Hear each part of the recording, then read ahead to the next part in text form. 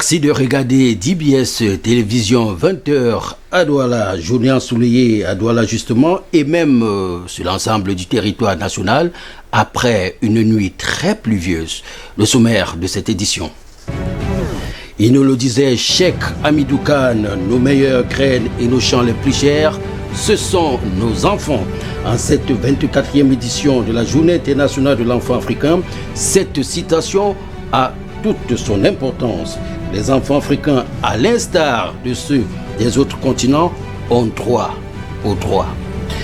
Les populations des zones semi-rurales de la région de l'Ouest, eux aussi ont droit, mais droit à la sécurité.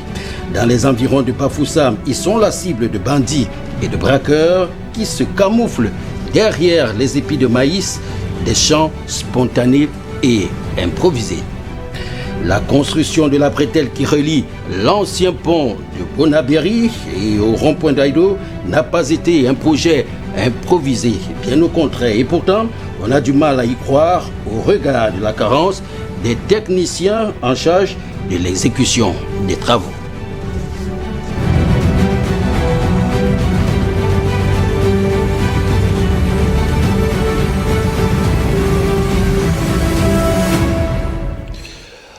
Mesdames, Messieurs, bonsoir. Il y a un sérieux problème sur la bretelle qui part du rond-point d'Aïdo à l'entrée de l'ancien pont qui aboutit à Bonabéry. Après une pluie, il vaut mieux ne pas s'y aventurer à cause de la stagnation de l'eau à deux endroits précis. Alors, l'eau qui ne ruisselle pas provoque des inondations et empêche une bonne circulation des usagers. En fait, l'ouvrage récemment exécuté a été approximativement effectué. Le constat d'Alit Mahama et Hervé Nguetti. La levée des pieds, l'utilisation de la chaussée ou encore le retour en arrière, elles sont nombreuses. Les astuces utilisées par des usagers de cette route qui dessinent sa laideur en temps de pluie. Bien que certaines personnes n'aient pas d'autre choix que de tremper leurs pieds au risque et péril de leur santé pour gagner leur pain quotidien, il faut dire que l'ancien pont de Bonabéry ne fait pas le bonheur en cette période. Vraiment ici c'est tellement grave. L'autre jour je suis arrivé même la nuit, ce n'était pas facile pour moi. Donc je me suis noyé là, il était 23h, ce n'était vraiment pas facile pour nous. Je ne peux pas sortir de chez moi étant propre, j'arrive à l'entrée d'Angoté. Je me salis, c'est mauvais. Puisqu'on a vraiment dépensé les milliards sur cette route. Donc on ne peut pas venir comme ça, je m'habille sur moi étant propre. Je viens me salir ici. Je trouve ça, c'est pas normal. Le délabrement rapide de cette voie, peu de temps après la livraison du chantier de reconstruction de l'ancien pont de Bonabéry, cause la déception. Non, vraiment, nous sommes très déçus. Ça, c'est une route qu'on n'a même pas, ça n'a pas encore fait un an. À peine un an réceptionné. Comment vous voyez? C'est cassé là partout là. Comment vous voyez l'eau partout, les voitures coulent ici, les moteurs entrent ici dans l'eau, les voitures s'arrêtent. On pousse les voitures, vous pouvez voir vous-même. Vraiment, je ne comprends pas, c'est décevant. Néanmoins, des solutions sont envisageables. Si peut-être ils peuvent retoucher un peu certaines choses pour que ça marche, peut-être ouvrir les passages là, parce qu'il y a certains caniveaux qui sont un peu bloqués. Donc l'eau n'arrive pas à passer. Peut-être la commune devait suivre ça en détail pour que ça soit toujours circulable. Comme sur bien beaucoup de lieux, le temps des pluies présente des réalités moroses sur les routes. Plus le temps passe, plus la chaussée s'abaisse. Une situation face à laquelle la population espère une amélioration très prochainement. Vivement. Ce sont des chants spontanés faits à l'improviste dans la plupart du temps en zone semi-rurale dans la région de l'Ouest Cameroun. Ces espaces constituent un véritable repère pour des petits bandits et même des braqueurs. Ces hors-la-loi profitent de la hauteur des tiges de maïs pour ne pas être aperçus par leurs potentielles victimes. Pour mettre un terme à ce phénomène qui tend à se généraliser dans cette partie du pays, quelques solutions sont préconisées dans ce reportage d'Alexis Yangoua. Si le petit banditisme et le braquage sont en nette décroissance dans la région de l'Ouest Cameroun, à en croire les autorités en charge de la sécurité, il est à craindre qu'ils ressurgissent. L'un des facteurs encourageants, c'est bien cette période au cours de laquelle les tiges de maïs tiendront la hauteur actuelle, celle qui sert de buisson pour Forban. Autant les agriculteurs et les producteurs se satisfont de cette étape de maturité du maïs parce qu'elle offre une vue sur la qualité et la productivité. Les bandits et petits braqueurs se frottent les mains. C'est l'une des périodes hautes de leur activité, surtout nocturne. Derrière ces champs, ils s'abritent pour bondir sur leur proie, la nuit tombée, tels des guépards. Dans la zone urbaine de Bafoussam, des espaces acquis et titrés servent de champs.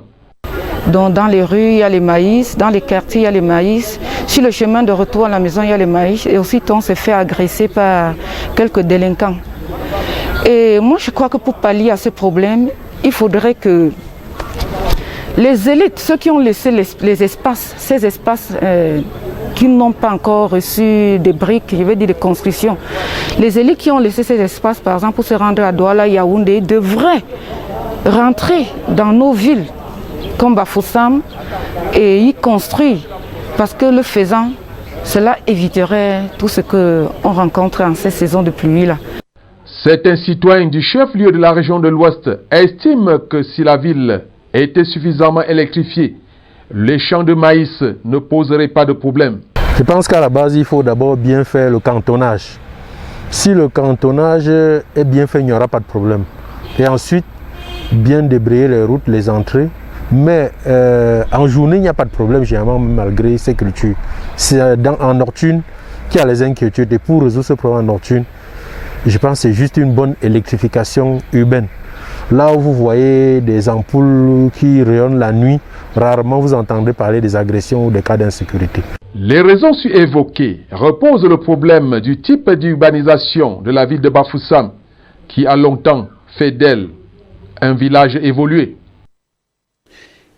Lirnin, la ministre des Postes et Télécommunications, en visite de travail à l'École nationale des Postes, des Télécommunications et des TIC, c'était hier après-midi, 2 semaines après la reprise des cours. Minette Liboum-Leliken est allée s'assurer de ce que les cours à distance et sur Internet sont dispensés de manière effective dans un contexte de riposte au coronavirus. Liboum-Leliken livre ses impressions dans cet extrait sélectionné par Judith Ndongo. J'ai pu me rendre compte, pour m'en réjouir, de l'implémentation absolument rigoureuse des diverses mesures prescrites par les plus hautes autorités, en particulier le respect scrupuleux des mesures barrières et la conduite harmonieuse des enseignements aussi bien en présentiel qu'à distance. Je puis dire que nous nous acheminons vers la fin d'une année académique plutôt sereine et réussie. En souvenir au massacre des enfants de Soweto, c'était en 1976. L'organisation de l'Union africaine à l'époque avait donc décidé d'instaurer et de consacrer la journée du 16 juin à l'enfant africain. En ce jour consacré donc à l'enfant africain, la préoccupation générale de cette année, de cette édition, la 24e du genre, porte sur l'accès des enfants à la justice. Elle interpelle sur les conditions des mineurs dans le système judiciaire. Judith Ndongo, Anisonana. Quelle est la situation de l'accès des enfants à la justice camerounaise? C'est la question qui sous-tend la commémoration de la journée de l'enfant africain sur le plan national, de concert avec la communauté internationale ce 16 juin 2020. Parler d'une justice adaptée aux enfants renvoie à des systèmes judiciaires connus ou adaptés de manière à répondre aux problèmes spécifiques auxquels sont confrontés les enfants, de quelque manière que ce soit en contact avec la loi. Au Cameroun donc, l'accès des enfants à la justice est une réalité, assurance de la ministre des Affaires sociales. En ce qui concerne l'existence d'un système judiciaire prenant en compte les spécificités des enfants, celui-ci est effectif. Les codes civils, pénals ou de procédure pénale intégrant effectivement les préoccupations des enfants. Ce système sera complété dans les prochains jours par l'adoption d'un code de protection de l'enfant. L'assistance juridique est garantie par les différents instruments internationaux ratifiés par le Cameroun et les textes nationaux en vigueur, à l'exemple de la loi numéro 2009 du 4 avril 2009 portant organisation de l'assistance judiciaire. Parlant des mesures alternatives, le Code de procédure pénale en vigueur dispose, à partir de ses articles 700 et suivants, consacrés à la justice juvénile, un ensemble de dispositions qui, de manière générale, font de l'emprisonnement des mineurs une exception, avec la prévision des placements dans des centres de rééducation ou la mise en liberté surveillée comme alternative appliquée pour ceux qui seraient effectivement convaincus d'avoir enfreint la loi. Et s'agissant de la protection des enfants vulnérables, elle est garantie par divers instruments de portée internationale ou nationale. Il reste cependant à adresser judiciairement certaines nouvelles problématiques comme les enfants séjournant en milieu carcéral avec leur mère, les enfants associés aux groupes et forces armées, les enfants déplacés internes. Même si la priorité est d'assurer la protection et la santé des enfants, il faut noter que cette 30e édition de la Journée de l'enfant africain n'échappe pas à la réalité imposée par la Covid-19. Dans la partie septentrionale du Cameroun, il faut le reconnaître, l'enfant peine à s'épanouir. C'est le cas dans la région de l'Adamawa où les droits sont de plus en plus bafoués, il faut le reconnaître, du fait des pesanteurs sociaux culturels. Alors, pour y faire face, les chefs traditionnels et les leaders religieux sont cooptés dans le cadre de la sensibilisation, ceci aux côtés des sectoriels sociaux. Awal Mohamedou nous en dit plus. La situation de l'enfant n'est pas reluisante dans la région de l'Adamawa. La faute aux pesanteurs socio-culturels qui continuent d'être une chape de plomb à son épanouissement malgré les actions de sensibilisation sur le respect de ses droits. Les enfants qu'on voit porter des plateaux sur la tête pour aller faire des marchandises, soit ils ont allé faire les marchés à vendre ou acheter, soit ils ont des parents qui sont à la maison et les envoient chercher de quoi vivre à leur place, soit ils ont des parents au marché qui se servent également d'eux comme main d'œuvre. Ce n'est pas normal. La place d'un enfant à l'école. Dans de nombreux foyers, au nom des mentalités rétrogrades de certains parents, la jeune fille arrête vite ses études, contrairement aux jeunes garçons. La fin au mariage précoce n'est pas pour demain et l'importance de l'enregistrement des naissances n'est pas toujours comprise. Selon le Bureau national de l'état civil, l'Adamawa totalise plus de 80 enfants sans acte de naissance, dont environ 40 000 dans la seule ville d'Ngaoundéré. Pour inverser cette tendance, les pouvoirs publics et leurs partenaires misent sur le concours des chefs traditionnels et des leaders religieux pour amener les uns et les autres à comprendre définitivement que l'enfant n'est qu'un enfant. Il a besoin de protection. Merci Awal. Ce qu'on devrait savoir, c'est que l'enfant africain est capable de bien des choses. Il faut tout simplement croire en lui. Les pensionnaires du centre d'accueil et d'observation de Bépanda, c'est ici à Douala, en sont une preuve parfaite. Illustration dans ce reportage que signent Colin Bekatal et Hervé Ngueti. Sous des projecteurs ce 16 juin 2020, l'enfant africain en faveur de la journée à lui dédiée, un hommage adressé aux très jeunes gens de l'Afrique en général et en particulier à ceux que l'on considère comme étant vulnérables et inadaptés. Dans le centre d'accueil et d'observation de Bépanda à Douala, le constat est là. C'est laissé pour compte d'hier, caresse aujourd'hui l'espoir d'une vie meilleure pour demain. Une enfance difficile, c'est le sort qui les lie, chacun avec son histoire. Dans les rangs des déplacés internes. J'étais à Bamenda, je pas à l'école, mais j'étais un peu petit, on m'a amené ici. Mais maintenant, je suis quand même bon, que je peux partir en famille bien. D'autres, des immigrés malgré eux. Avant d'être ici, j'étais en Centrafrique avec mon père. Et quand nous sommes quittés, nous sommes venus ici. Il est mort, c'est pour ça qu'on m'a amené ici. La fibre morale de plusieurs d'entre ces enfants étant souvent entamée, le défi tient de leur recadrage suivi d'une formation. Une fois l'enfant déconditionné, on sous-entend qu'ils respectent déjà la norme, la règle, la culture et ils peuvent vivre en société. C'est donc à ce moment-là qu'on commence donc à regarder. Nous avons des ateliers. Où est-ce que l'enfant peut aller? En menuiserie? En mécanique auto? Est-ce qu'il doit repartir à l'école?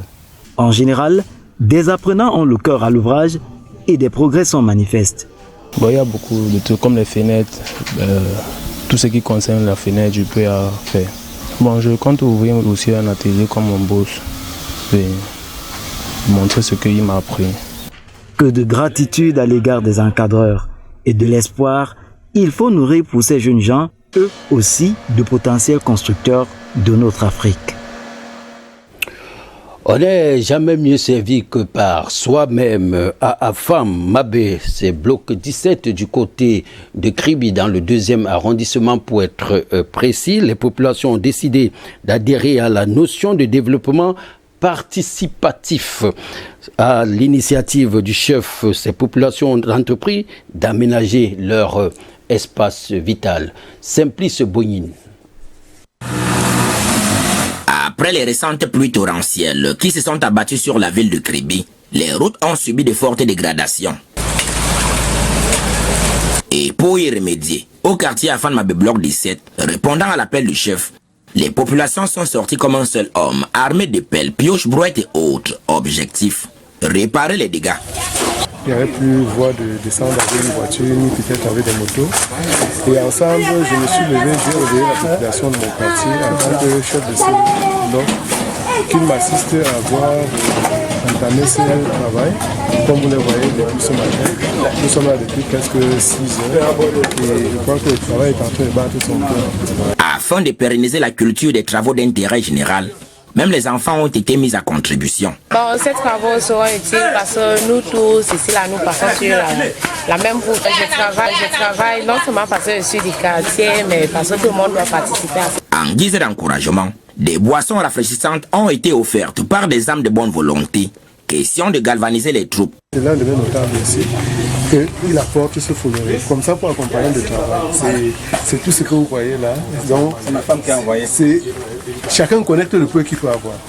Une initiative qui vient renforcer la campagne de nettoyage hebdomadaire instaurée par les autorités de la localité tous les jeudis. Au bout du tunnel, satisfaction pour la mobilisation. Déjà, la mobilisation me permet à dire que mon quartier est tellement solidaire à point que moi, je peux peut-être compter sur ma population qui est sur place. Parce que déjà, ce matin, ils m'ont encore prouvé pour une fois qu'ils sont ensemble avec moi. C'est dans le cadre là que vous me trouvez là. Tous les gens, tous les chefs de famille sont là. On ne le dira jamais assez. Le développement se veut participatif. Merci ma mère. Après ces belles images de la région du Sud, Kribi précisément, cap à présent du côté de l'extrême nord, à Kaélé précisément, où s'est tenu le conseil municipal Elvis Bertine Bouélé et Alim Abdoul.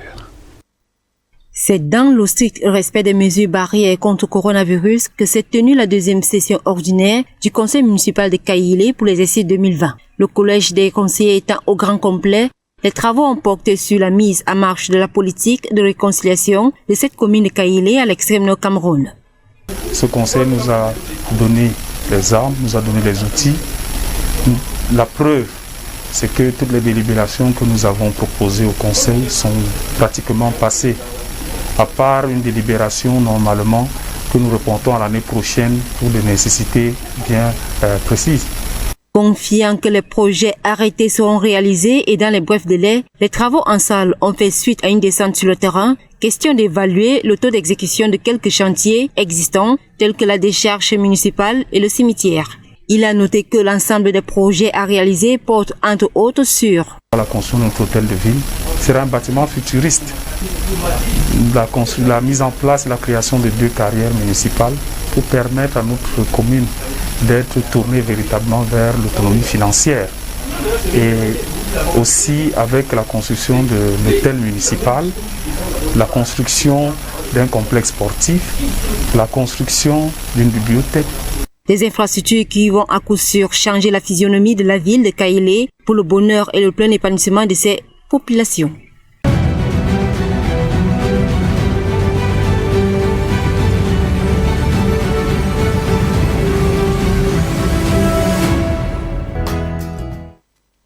L'objectif ce soir, gros plan sur l'un des grands moments du Ngondo, le festival socio-culturel du peuple Sawa, qui a lieu en début de mois de décembre de chaque année. Et parmi les grands moments de cette célébration, il y a la lutte traditionnelle, la course des pirogues, la Miss Ngondo, mais surtout ce moment que vous voyez dans ces images, le décryptage du message des ancêtres. Ce message est ramené de ce vase du fond du fleuve par un plongeur initié qui ressort entièrement sec. Et ce message est déchiffré par les initiés, c'est-à-dire les chefs traditionnels, qui par la suite le communiquent à l'assemblée présente.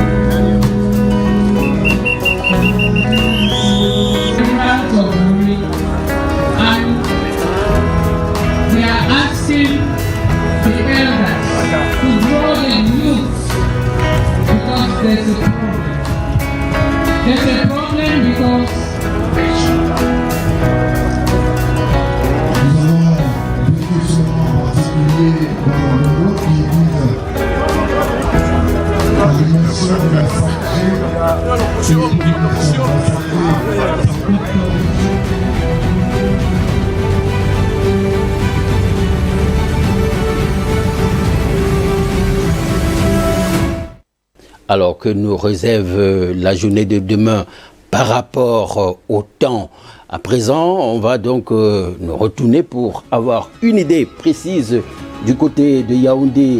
Certainement, la nuit sera encore pluvieuse, comme la nuit dernière. Vous aurez quand même du côté de Yaoundé un ciel couvert avec des orages annoncés. Dans la journée, on sera autour de 19 degrés.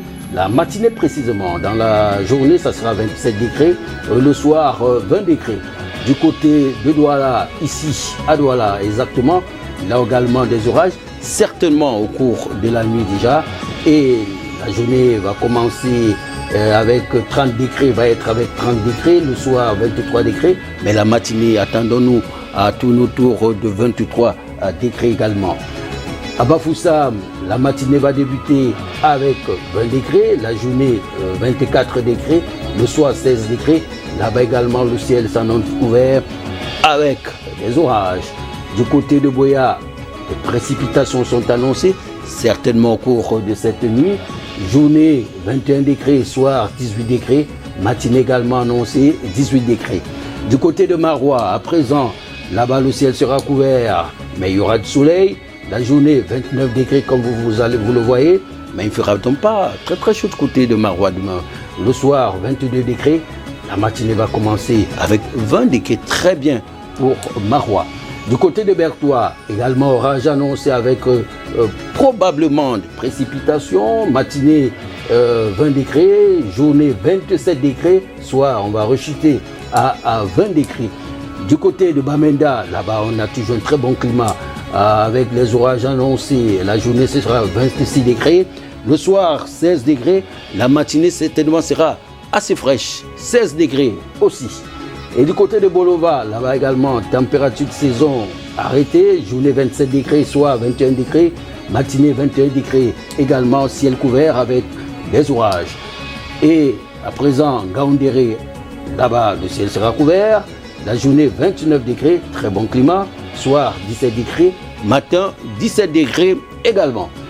Enfin, Garoua, toujours la ville la plus chaude du Cameroun. Enfin, pour le moment, on a Garoua donc, la matinée qui va commencer autour de 20 degrés, journée 32 degrés, le soir, le mercure va chuter à 24 degrés. Voilà donc pour ce qui est des prévisions météorologiques de la journée de demain. Mais préparons-nous à attendre la pluie cette nuit du côté de Douala et certainement du côté de Yaoundé, Boya, Bamenda, Bafoussam également. Il nous le disait si bien l'écrivain sénégalais Cheikh Hamidou Kane. Nos meilleures graines et nos champs les plus chers, ce sont nos enfants. Prenons donc nos enfants comme des œufs. Bonsoir à tout le monde.